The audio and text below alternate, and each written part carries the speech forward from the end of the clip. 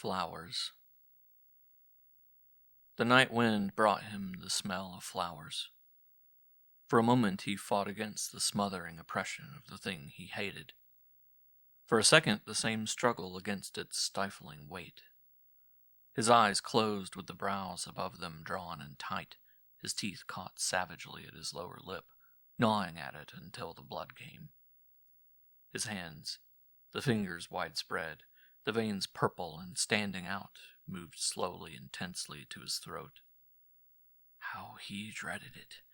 How he abominated the thing. How he loathed the subtle, insidious fragrance. How he abhorred flowers. Flowers! With a tremendous forcing effort, he opened his eyes. The same garden. The same sweeping reach of flowers. Flowers as far as he could see. Gigantic blossoming clumps of rhododendron, slender, fragile lilies of the valley, showing white and faint on the deep green leaves. Violets somewhere. He got the sickeningly sweet scent of them. Early roses growing riotously. He detested the perfume of roses. Overhead, the darkening sky that held in the west the thin gray crescent of the coming moon. And all through the garden, the first dull blue shadows of evening. Shadows that blurred around the shapes of flowers. Shadows that spread over the flowers, smearing out the spotting color of them until they were a gloom-splotched ghostly mass. Shadows that brought out in all its pungent power the assailing, suffocating smell of the flowers. He stood there waiting. He could feel his heartbeats throbbing in his temples. His breath came in long, racking gasps. His one thought was to breathe regularly. 1, 2. He tried to think of something other than his breathing. The intangible odor of the flowers choked him with their stealthy cunning. It was always like this at first. He had always to contend silently and with all his strength against this elusive, abominated thing poured out to him by the flowers. His strangling intaking of breath. 1, 2. Never in all his life had he been without his horror of flowers. Never until now had he known why he hated them. Lately he had begun to wonder if they hated him. It would be better when she came. They were her flowers that took all her time, all her thoughts, all her caring and affection. Her flowers that grew all around her. Her flowers that held her away from him. He hated her flowers. 1, 2. It would be quite all right when she was there. Her flowers would not harm her, and then he heard the soft, uneven rustling of her skirts. He looked up to see her walking toward him, down the long lane of her flowers. Through the drenching grayness he could see that she wore the same light dress that made her tall and clung to her in folds, so that her figure seemed to bend. He could distinguish the heavy, shadowy mass of her uncovered hair. Her eyes, set far apart and dark, fixed themselves on him. A quick light flooded into them. In the dusk he saw that her hands were clasped together, and that they were filled with lilies. "Throw them away," he said when she stood beside him. "They're so pretty," she told him, staring down at the lilies. "You'll let me keep these, just this once?" "Throw them away," he repeated. "I can't stand the sight of them. You know that. Why must you go on picking the things and picking them?" She shrugged her shoulders. Her eyes left his face. "I love them," she said simply. "Love? How can you love flowers?" "Oh, but I can." "Well, I can't." He had been wanting her to know that for a long while. "Why not?" she asked him. He could not bring himself to tell her why not. Throw them away. She let the lilies sift through her fingers one by one, and then the last fell to the ground. Are you satisfied? No, he said. What good does it do, anyway? The next time it'll be the same again. It always is. She reached out a hand and touched his arm. But I never know when you're coming. If I knew, I wouldn't be picking flowers. I can't help having them in my hands when you come. If I don't know, can I? It isn't that. He covered her hand lying on his arm with his hand. What is it then? She pulled her fingers from under his and drew away a bit. He made up his mind to try and tell her. It's the flowers. I should have told you long ago, even at the beginning when I first came here. She interrupted him. When was that? How long ago? How can I tell? Ages ago. It does seem, she said it slowly. It does seem as if you had always come here. I can't remember the time when you didn't come. It's strange, isn't it? Because, there was a time when you weren't here. That was when I began with the flowers. I wish you'd never begun, he muttered. That's what I've got to say to you. I hate flowers. I've always hated them. I never quite knew why till I came here and found you loving them so much. You never think of anything or talk of anything but your flowers. If you must know, that's why I hate them. How silly of you. He thought she smiled. It's not, he said. There's nothing silly about it. I'd like to have you think of other things. There's plenty of other things. I want you to think of them. He broke off abruptly. What do you want? I want you. I can't say it. For a little while they were silent. It grew darker. The shadows that lay along the ground moved upward through the bushes of rhododendron. He watched the fantastic mesh of them shifting there. The gray of the crescent moon grew faintly yellow. His eyes roved over the shadow-splashed reach of flowers. The heavy odor of them sickened him. If only you'd try to like them, she said it wistfully. It's no use, I couldn't. If you worked among them the way I work, perhaps you could. I tell you I couldn't. But they're so lovely. Her hand went out and touched a rose.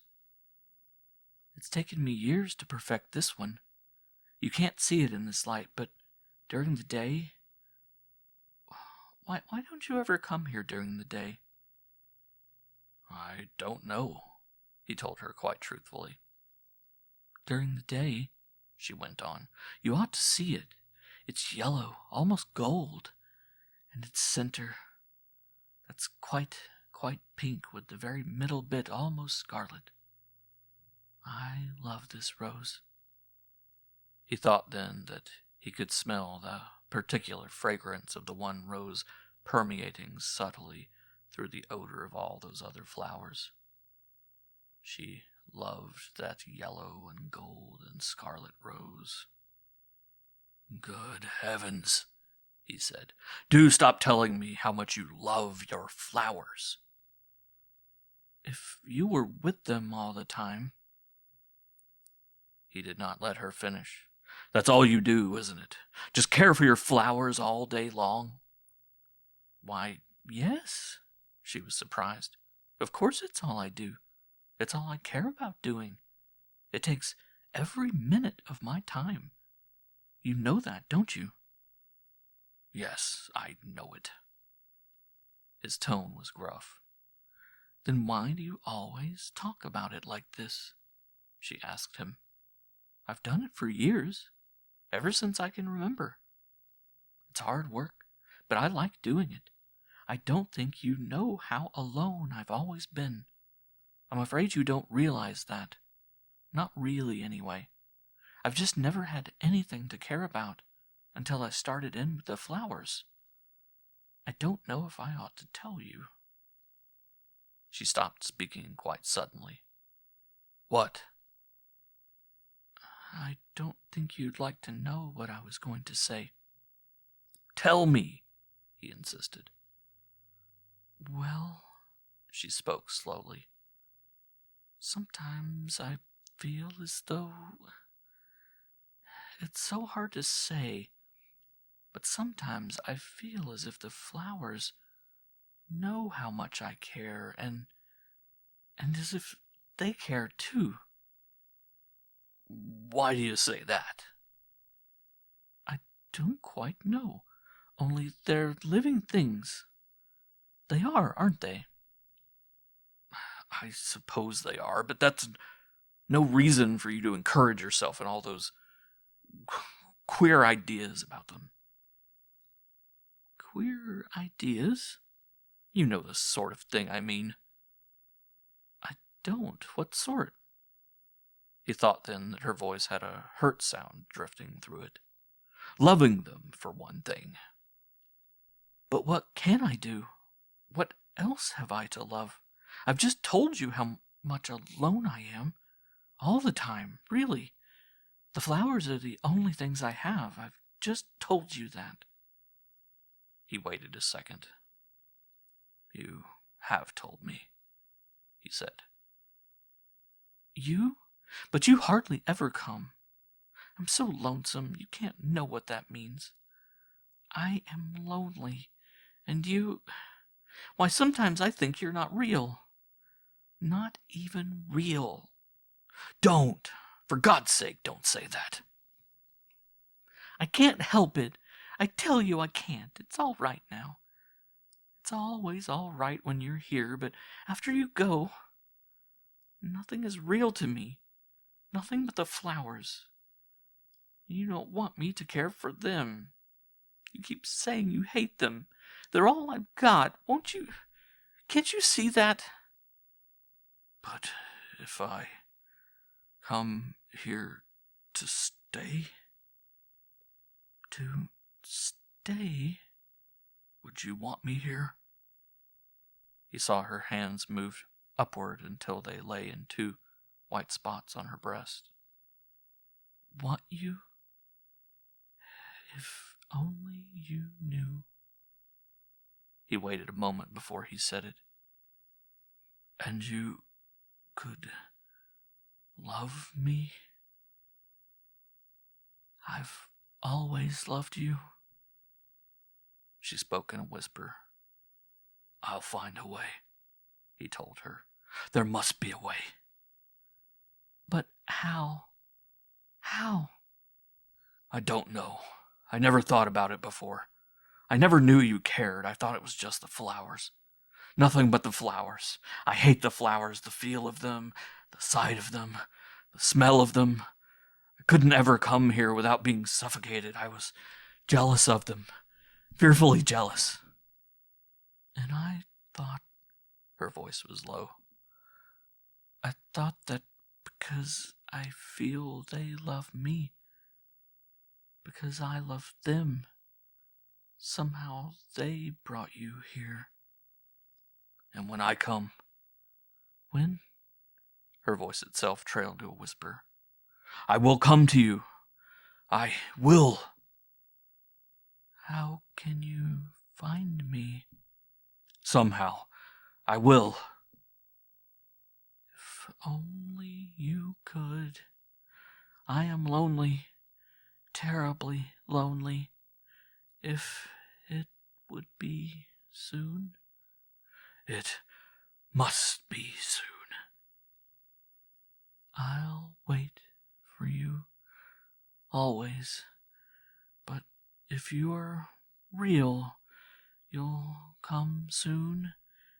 It's lonely waiting, and I don't even know if you are. I don't even know." The Reverend William Carruthers started from his chair. Someone had banged the window closed. Someone had lit the lamp on the center table. Its yellow light trickled through the room and over the scant, old-fashioned furniture and crept upwards across the book-lined walls. The room was stuffy and close. The smell of flowers had gone. "Billy!" He turned to see his sister rushing across the room to him.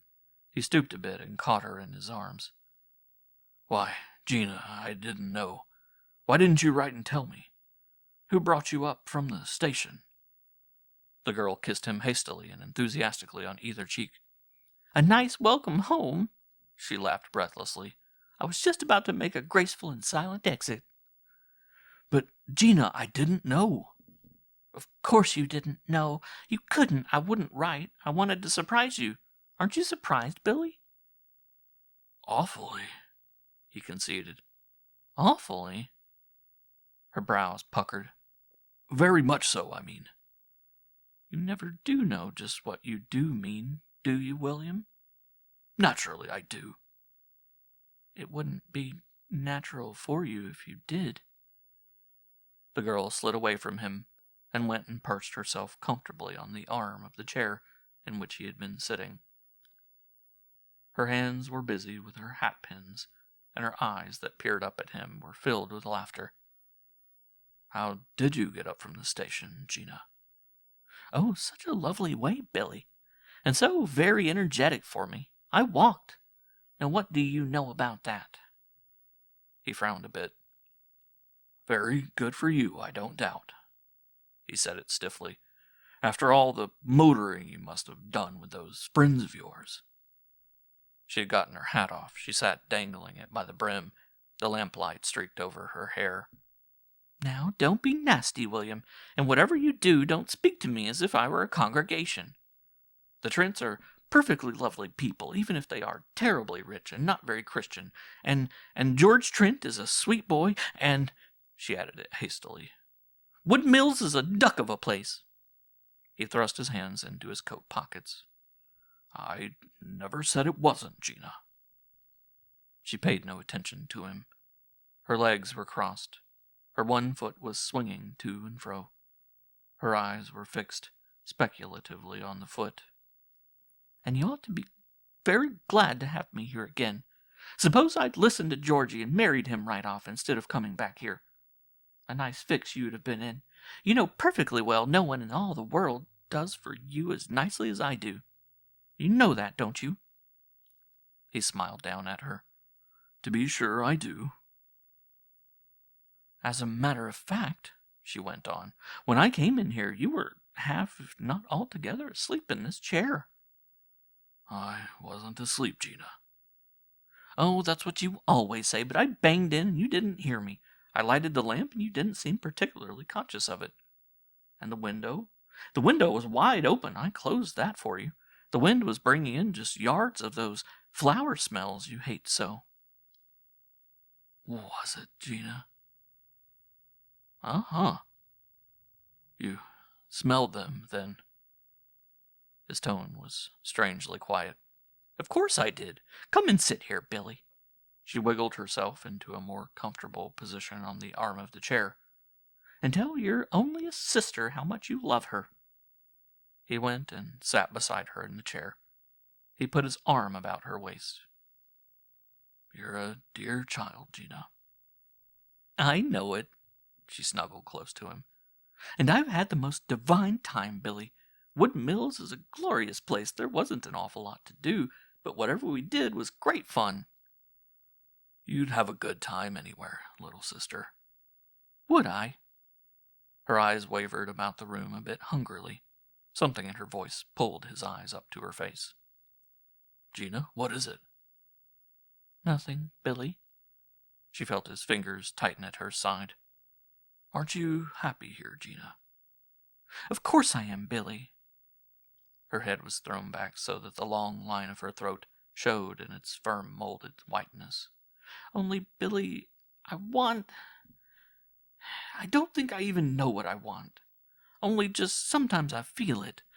A want that perhaps isn't even mine. It's For something.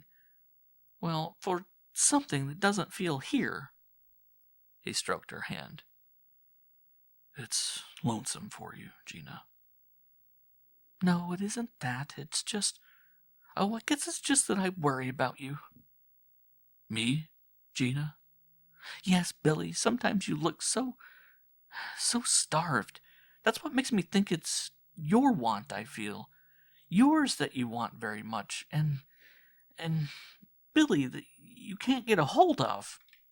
No, Gina, no! She pressed her cheek against his. Oh, Billy, she spoke quickly, there was one place out there at Wood Mills. You wouldn't have liked it, but it was too wonderful. He drew a deep breath of relief at the sudden change in her voice. What was it, Gina? Why wouldn't I have liked it? She fidgeted a bit. Why? Oh, because... Because what, Gina? It was just one big estate, Billy. A girl owns it. She's an orphan.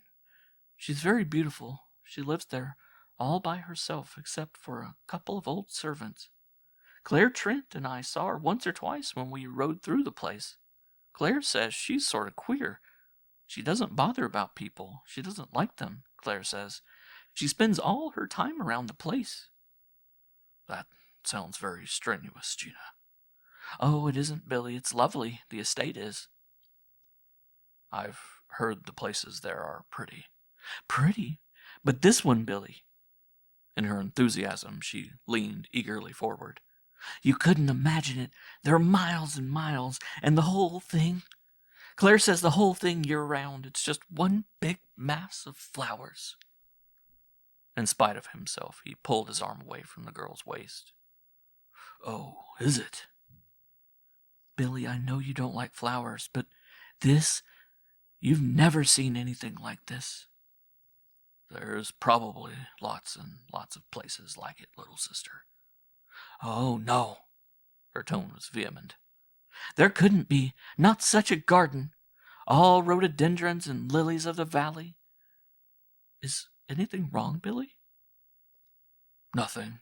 Those flowers grow in all gardens at this time of the year.